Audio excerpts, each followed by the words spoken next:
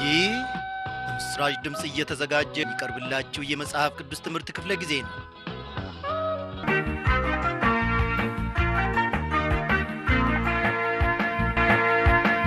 ክቡራን አድማጮች፣ በዛሬው ክፍለ ጊዜ ጥናታችን የምንመለከተው ተከታታዩን የኦሪት ዘጸአትን መጽሐፍ ይሆናል ማለት ነው። ከዚህ መጽሐፍ በእውነት ጌታ መንፈስ ቅዱስ ድንቅ የሆኑ ነገሮችን አስተምሮናል፣ ተናግሮናልም። ዛሬ የምንመለከተው ከተከታታዩ ክፍሎች የምዕራፍ 25ን ትምህርት ይሆናልና መጽሐፍ ቅዱሶቻችሁን ገላልጣችሁ ምዕራፍ 25ን ተመልከቱ።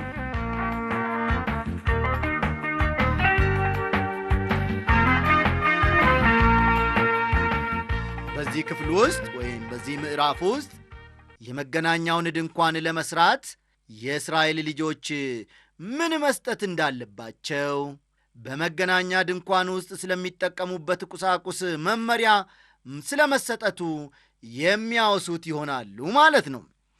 ከምዕራፍ 25 እስከ ምዕራፍ 30 ባሉት ክፍሎች እግዚአብሔር ስለ መገናኛው ድንኳን አሰራርና ሊቀ ካህኑ ሊለብሰው ስለሚገባው ልብሰ ተክህኖ መመሪያ ይሰጠዋል። በኋላም የመገናኛው ድንኳን ተሰርቶና ተጠናቆ እንዲያውም የእግዚአብሔር ክብር ሲሞላው እናያለን። ሰው ወደ እግዚአብሔር መቅረብ የነበረበት በዚህ ስፍራ አማካይነት ስለሚሆን በእስራኤል ታሪክ ውስጥ ይህ ስፍራ ከፍተኛ ጠቀሜታ ነበረው። አሁን ከቁጥር 1ና 2 የመገናኛውን ድንኳን ለመስራት የሚያስፈልጉ ቁሳቁሶችን እንመለከታለን። እንዲህ ይላል፣ እግዚአብሔርም ሙሴን እንዲህ ሲል ተናገረው። ስጦታ ያመጡልኝ ዘንድ ለእስራኤል ልጆች ተናገር፣ በገዛ እጁ ሊሰጠኝ በልቡ ከሚያኖረው ሰው ሁሉ መባ ተቀበሉ ይላል። እስራኤል ከግብፅ ባርነት ነፃ ከወጡ ገና ጥቂት ወራቸው ነው። እግዚአብሔር ግን ለመገናኛው ድንኳን መስሪያ እንዲሰጡ ሲጠይቅ እንመለከታለን። በጣም የሚያስገርመው ደግሞ የእስራኤል ልጆች በቃችሁ፣ አቁሙ እስኪባሉ ድረስ አብዝተውና አትረፍርፈው መስጠታቸው ነው። ወዳጆቼ እንዲሁም አድማጮቼ፣ እንደዚህ ያሉ ነገሮች ብዙ ጊዜ አይፈጸሙም፣ አይከናወኑም።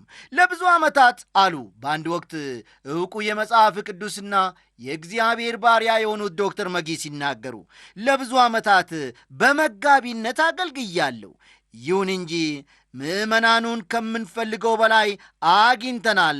መስጠቱ ይብቃችሁ ያልኩበት ጊዜ ትዝ አይለኝም ሲሉ በእውነት የተሰማቸውንና በአገልግሎት ዘመናቸው ያጋጠማቸውን በአንድ ወቅት መሰከሩልን። ሙሴ ግን እንደዚያ ነበር ያደረገው። ምን አለ? በቃችሁ፣ አቁሙ እስኪባሉ ድረስ አብዝተውና አትረፍርፈው ይሰጡ ነበረ። እግዚአብሔር የተመሰገነ ይሁን። እኔና እናንተ ዛሬ ካለን ከብዙ ገንዘባችን ለእግዚአብሔር የምንሰጠው 50 ሳንቲም አይደለም፣ ስሙኒም አይደለም፣ 20 ሳንቲምም አይደለም፣ 10 ሳንቲምም አይደለም።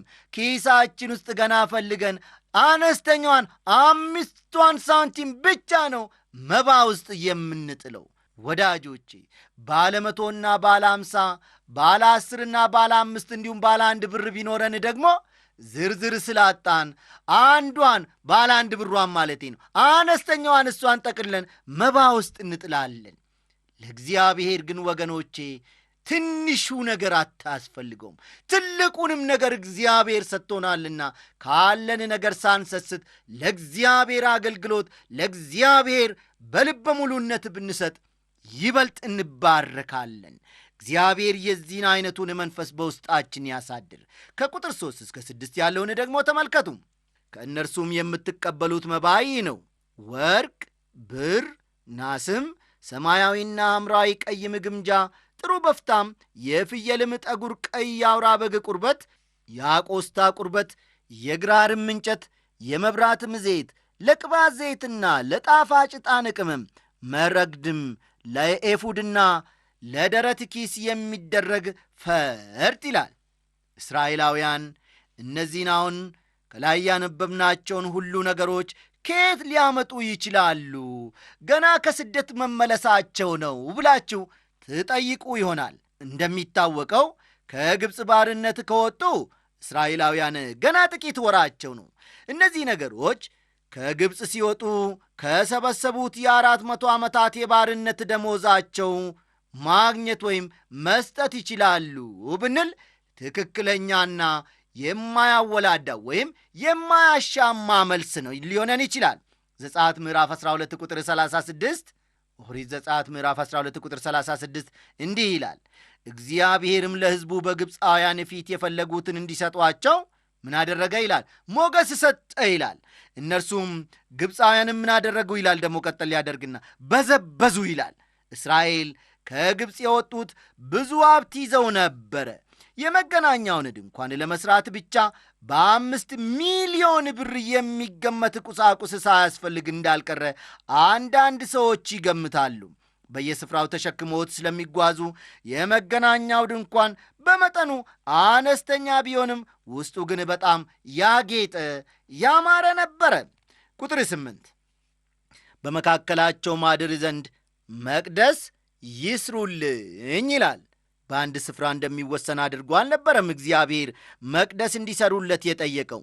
ይሁን እንጂ በኪሩቤል መካከል አድራለሁ ብሏል። አንደኛ ሳሙኤል ምዕራፍ 4 ቁጥር 4 ፈጠን በሉ። አንደኛ ሳሙኤል ምዕራፍ 4 ቁጥር 4፣ ሁለተኛ ሳሙኤል ምዕራፍ 6 ቁጥር 2፣ ሁለተኛ ሳሙኤል ምዕራፍ 6 ቁጥር 2፣ ሁለተኛ ነገሥት ምዕራፍ 19 ቁጥር 15፣ ሁለተኛ ነገሥት ምዕራፍ 19 ቁጥር 15፣ ኢሳይያስ ምዕራፍ 37 ቁጥር 16፣ ኢሳይያስ ምዕራፍ 37 ቁጥር 16 ይህንኑ እውነታን ያረጋግጣሉ። እስራኤል በይሖዋ ብቻ የምትተዳደር መንግሥት ነበረች። ንጉሷም እርሱ ብቻ ነበረ። ዙፋኑን በኪሩቤል መካከል ዘርግቷል። ሰው ከእርሱ ጋር መገናኘት የሚችለውም በዚህ ስፍራ ነበረ። እግዚአብሔር ሰው በሠራው ሕንፃ የሚኖር ይመስለናል። ይህ ግን ሐሰት ነው። ይህ የአረማውያን ትምህርትና እምነት ነው። አንዳንድ ሰዎች የቤተ ክርስቲያኑን ሕንፃ የእግዚአብሔር ቤት ይሉታል። እግዚአብሔር በሕንፃ ውስጥ አይኖርም፣ ኖሮም አያውቅም። ሰለሞን ሰማይ ከሰማያትም በላይ ያለው ሰማይ ይይዝህ ዘንድ አይችልም በማለት ትክክል ተናግሯል። እግዚአብሔር ነገሰ፣ አሕዛብ ይደንግጡ፣ በኪሩቤል ላይ ተቀመጠ፣ ምድር ትናወጥ ይላል። መዝሙር 99 ቁጥር 1ን ተመልከቱ። የቃል ኪዳኑ ታቦት የእግዚአብሔር ዙፋን ነው። ልብ በሉ፣ የቃል ኪዳኑ ታቦት የእግዚአብሔር ዙፋን ነው። በመጀመሪያ እንዲሰሩ የታዘዙትም እርሱን ነበረ። ቁጥር 9 እኔ እንደማሳይ ሁሉ እንደ ማደሪያው ምሳሌ እንደ ዕቃውም ሁሉ ምሳሌ እንዲሁ ስሩት ይላል። ምድራዊው መገናኛ ድንኳን የሰማያዊ መገናኛ ድንኳን ምሳሌ እንደሆነ የዕብራውያን መጽሐፍ ይናገራል። እዚህ ላይ በሰማይ የመገናኛ ድንኳን አለን የሚል ጥያቄ ሊነሳ ይችላል። በጣም ጥሩ። የእግዚአብሔር ቃል እንደዚያ ስለሚል በበኩሌ እንዳለ አምናለሁ። ዕብራውያን ምዕራፍ 8 ቁጥር 5 ዕብራውያን ምዕራፍ 8 ቁጥር 5 እነርሱም ሙሴ ድንኳኒቱን ሊሠራ ሳለ እንደ ተረዳ ለሰማያዊ ነገር ምሳሌና ጥላ የሚሆነውን ያገለግላሉ፣ በተራራው እንደ ተገለጠልህ ምሳሌ ሁሉ ታደርግ ዘንድ ተጠንቀቅ ብሎት ነበርና ይላል። ዕብራውያን ምዕራፍ 9 ከቁጥር 23 እስከ 4 ዕብራውያን ምዕራፍ 9 ከቁጥር 23 እስከ 4 በዚሁ ላይ በማከል እንግዲህ በሰማያት ያሉትን የሚመስለው ነገር በዚህ ሊነጻ እንጂ በሰማያት ያሉት ራሳቸው ከእነርሱ ይልቅ በሚበልጥ መሥዋዕት ሊነጹ የግድ ነበረ። ክርስቶስ በእጅ ወደ ተሠራች የእውነተኛ አይቱ ምሳሌ ወደምትሆን ቅድስት አልገባምና፣ ነገር ግን በእግዚአብሔር ፊት ስለ እኛ አሁን ይታይ ዘንድ ወደ እርሷ ወደ ሰማይ ገባ ይላል። የቃል ኪዳኑን ታቦት እንዴት እንደሚሰሩ ስለ ተሰጠው መመሪያ ደግሞ ቀጠላ አድርገን እንመለከታለን። በመገናኛው ድንኳን ዙሪያ 100 ክንድ ርዝመት 50 ክንድ ስፋት ያለው ስፍራ አለ። በዚያ ደግሞ የናስ መሠዊያና መታጠቢያ ይገኛል። ዘጸአት 30 ቁጥር 8ን ስናነብ ይህንን እውነታ እናገኛለን። የመገናኛው ድንኳን መቅደስና ቅድስተ ቅዱሳን የሚባሉ 2 ስፍራዎች አሉት። የመገናኛው ድንኳን መቅደስና ቅድስተ ቅዱሳን የሚባሉ 2 ስፍራዎች አሉት። የመገናኛው ድንኳን ራሱ 30 ክንድ ቁመት፣ 10 ክንድ ስፋትና 10 ክንድ ርዝመት አለው። መቅደሱ 20 በ10 ነው ማለት ይቻላል። ቅድስተ ቅዱሳኑ ደግሞ 10 ክንድ ቁመት፣ 10 ክንድ ስፋትና 10 ክንድ ርዝመት አለው። በመቅደሱ ውስጥ ካሉት ዕቃዎች ጥቂቶቹ የገጽ ብስት ገበታ፣ የወርቅ መቅረጽና የዕጣን መሠዊያ ናቸው። በቅድስተ ቅዱሳኑ ያሉት የቃል ኪዳኑ ታቦትና የስርየት መክደኛው ናቸው። በውጭው አደባባይ ያሉት ደግሞ የናስ መሠዊያውና መታጠቢያው ናቸው። ዙሪያውም በነጭ ናይለን መጋረጃ ይጋረዳል። ከቁጥር 10 እስከ 13 ያለውን ተመልከቱ። ከግራር እንጨትም መሠዊያ ታቦትን ይስሩ። ርዝመቱ 2 ክንድ ተኩል፣ ወርዱም 1 ክንድ ተኩል፣ ቁመቱም 1 ክንድ ተኩል ይሁን። በውስጥና በውጭም በጥሩ ወርቅ ለብጠው፣ በእርሱም ላይ በዙሪያው የወርቅ አክሊል አድርግለት። 4 የወርቅ ቀለበቶችም አድርግለት። እነርሱንም በ4 እግሮቹ ላይ አኑር። በአንድ ወገን 2 ቀለበቶች፣ በሌላው ወገን 2 ቀለበቶች ይሁኑ። መሎጊያዎቹንም ከግራር እንጨት ሥራ፣ በወርቅም ለብጣቸው ይላል። እግዚአብሔር ከእስራኤል ልጆች ጋር የሚገናኘው ታቦቱና ከእርሱ በላይ ባለው የስርየት መክደኛ ባለበት ስፍራ ነው። ወደ እግዚአብሔር መቅረብ የሚችሉበት በዚህ ስፍራ ነው። ይህ ስፍራ በጣም የተቀደሰ ስፍራ ነው። በመጀመሪያ የሚገኘው ታቦቱ መሆኑን እናስተውል። ታቦቱ የሚቀመጠው እግዚአብሔር ባለበት ቅድስተ ቅዱሳን ውስጥ ነው። እስራኤላውያን በምድረ በዳ በሚያደርጉት ጉዞ ተሸክሞ ሊጓዙ በሚችሉበት ሁኔታ ነበር ታቦቱ የተሠራው። አስፈላጊ በሆነ ጊዜ ለማጓጓዝ እንዲመች እያንዳንዱ በመገናኛው ድንኳን ውስጥ ያለ ዕቃ ቀለበትና ማንጠልጠያ ነበረው። ከታቦቱ በላይ ያለው የስርየት መክደኛ ግን ከሌሎች ዕቃዎች የተለየ ነው። ከቁጥር 17 እስከ 19 ከጥሩ ወርቅም ርዝመቱ 2 ክንድ ተኩል፣ ወርዱም 1 ክንድ ተኩል የሆነ የስርየት መክደኛ ሥራ። 2 ኪሩቤል ከተቀጠቀጠ ወርቅ ሥራ። በስርየት መክደኛውም ላይ በ2 ወገን ታደርጋቸዋል። ከስርየት መክደኛው ጋር አንዱን ኪሩብ በአንድ ወገን፣ ሁለተኛውንም ኪሩብ በሌላ ወገን አድርገ በአንድ ላይ ትሠራዋለ ይላል። ቀጥሎ ደግሞ እግዚአብሔር የሚለውን እንመልከት። ቁጥር 20 ኪሩቤልም ክንፎቻቸው ወደ ላይ ይዘረጋሉ፣ የስርየት መክደኛውንም በክንፎቻቸው ይሸፍናሉ፣ ፊታቸውም እርስ በርሱ ይታያል፣ የኪሩቤልም ፊቶቻቸው ወደ ስርየት መክደኛው ይመለከታሉ ሲል ይናገራል። ኪሩቤል ከላይ ሆነው የስርየት መክደኛውን በሚመለከቱበት ሁኔታ ነበር መሰራት ያለባቸው። ቁጥር 1ና 2 ተመልከቱ። የስርየት መክደኛውንም በታቦቱ ላይ ታደርገዋለ፣ እኔም የምሰጥህን ምስክር በታቦቱ ውስጥ ታኖረዋለ፣ በዚያም ካንተ ጋር እገናኛለሁ። የእስራኤልን ልጆች ታዝ ዘንድ የምሰጥህን ነገር ሁሉ በምስክሩ ታቦት ላይ ባለው በ2 ኪሩቤል መካከል በስርየት መክደኛውም ላይ ሆኜ አነጋግርሃለሁ ይላል። ታቦት ከውስጥም ከውጪም በወርቅ የተለበጠ ሳጥን ሲሆን የሚሠራውም ከግራር እንጨት ነው። ታቦቱ የኢየሱስ ክርስቶስን ስብዕናና አምላክነት ይወክላል። ልብ በሉ፣ ታቦት የኢየሱስ ክርስቶስን ስብዕናና አምላክነት ይወክላል። ኢየሱስ ክርስቶስ በሥጋ የተገለጠ አምላክ ነው። አምላክነቱ በወርቁ ሲመሰል፣ ሥጋ መልበሱ ደግሞ በእንጨቱ ይመሰላል። ታቦቱ የእንጨት ሳጥን ሊባል አይችልም፣ ምክንያቱም የወርቅም ሳጥን ጭምር ነውና። በሌላ በኩል ደግሞ የወርቅ ሳጥን ሊባል አይችልም፣ ምክንያቱም የእንጨትም ነውና። ወርቁና እንጨቱ ኢየሱስ ክርስቶስ ሰውም አምላክም ለመሆኑ አይነተኛ ምሳሌዎች ናቸው።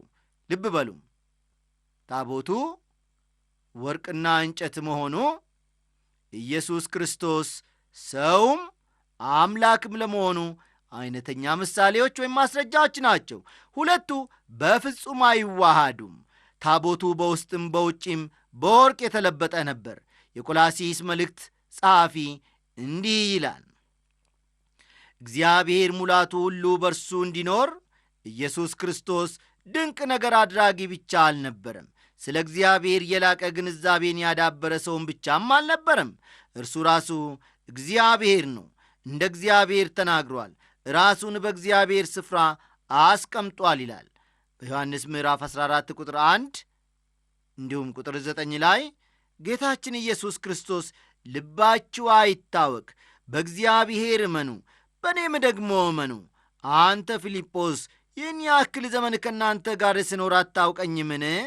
እኔን ያየ አብን አይቶአል አለ። በእርግጥ እርሱ እግዚአብሔር ነው፣ ፍጹም ሰውም ነው። እንደ ማንም ሁሉ ይደክመው ነበረ። በዚያ ሞቃት ቀን በሰማርያ ጉድጓድ አጠገብ የተቀመጠው ለማረፍ ነበረ። እንደ ሰው ይተኛ፣ እንደ ሰው ይመገብ፣ እንደ ሰው ይጠጣ፣ እንደ ሰው ይስቅ፣ እንዲሁም ያለቅስ ነበረ።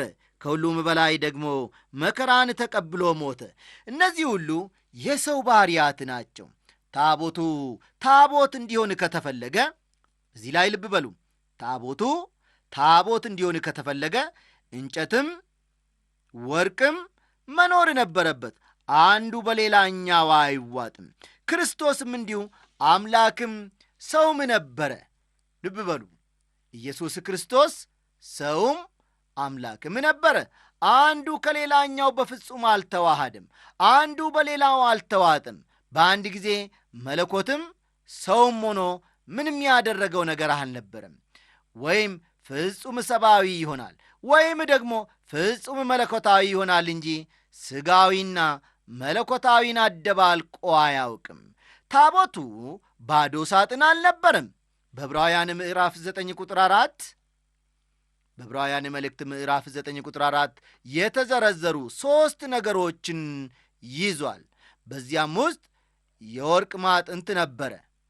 ሁለንተናዋም በወርቅ የተለበጠች የቃል ኪዳን ታቦት፣ በእርሷም ውስጥ መና ያለበት የወርቅ መሶብና የበቀለች የአሮን በትር የኪዳኑም ጽላት ነበሩ።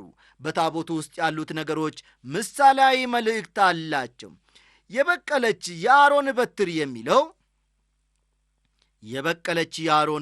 የሚለው የጌታን ትንሣኤ ያመለክታል። መና ደግሞ ክርስቶስ የሕይወት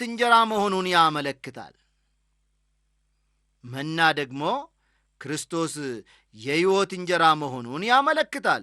10ሩ ትእዛዛት ክርስቶስ ሕጉንና ስለ እርሱ የተነገረውን ትንቢት ሁሉ መፈጸሙን ያመለክታሉ።